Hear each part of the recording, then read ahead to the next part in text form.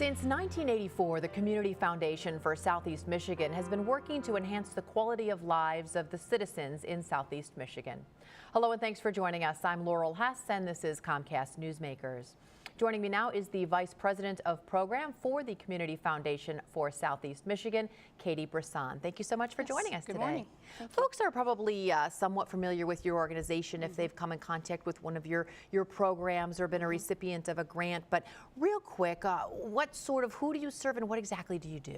So we serve all citizens of the 7-county area of Southeast Michigan. So we work with the nonprofits across the region every day to build programming to serve the citizens of the region.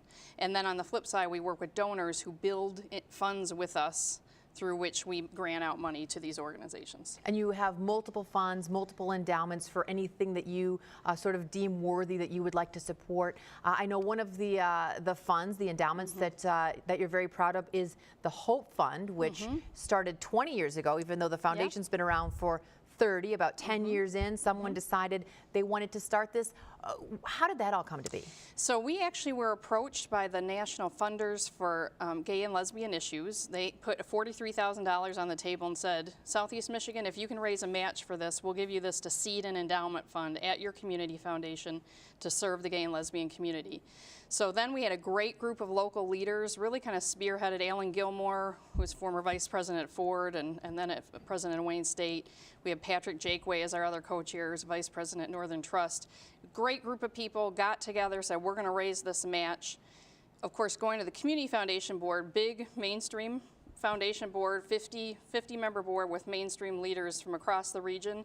But they said, if we're going to serve this community, we need to serve the whole community.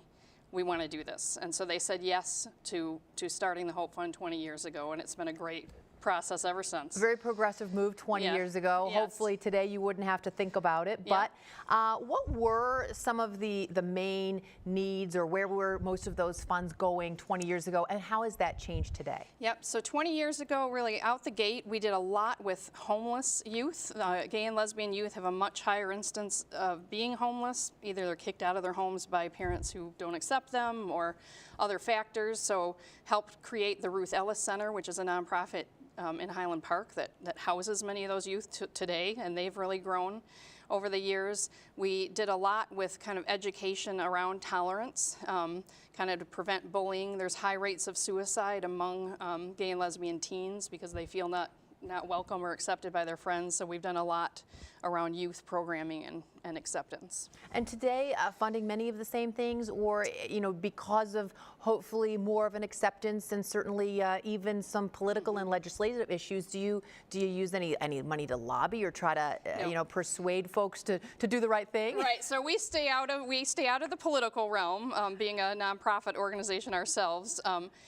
Today, the issues that we've been dealing with are really around seniors, so LGBT seniors. You now have folks who have aged, whose partners, they can't share benefits with their partners. They can't, often their partners can't come to if there's illness, can't come to the hospital with them. There's issues around that. So we're doing a lot right now around seniors and how to support them. Also, as you have other populations who have moved into the region, for example, we've supported the Arab American community a lot. Many of folks who have immigrated from countries where you would be killed if you were gay or lesbian and out. And so it's different issues that we're looking at today, but still a great need. All right. Wonderful organization. Sounds like a great fund. I know you're always looking for donations, folks to help. It is an endowment. It keeps going. Thank you so much for joining us today. Yes, thank you. For more information on today's topic, or if you'd like to donate, you can certainly visit cfsem.org. Today's Comcast Newsmaker was Katie Brisson, the Vice President of Program for the Community Foundation for Southeast Michigan.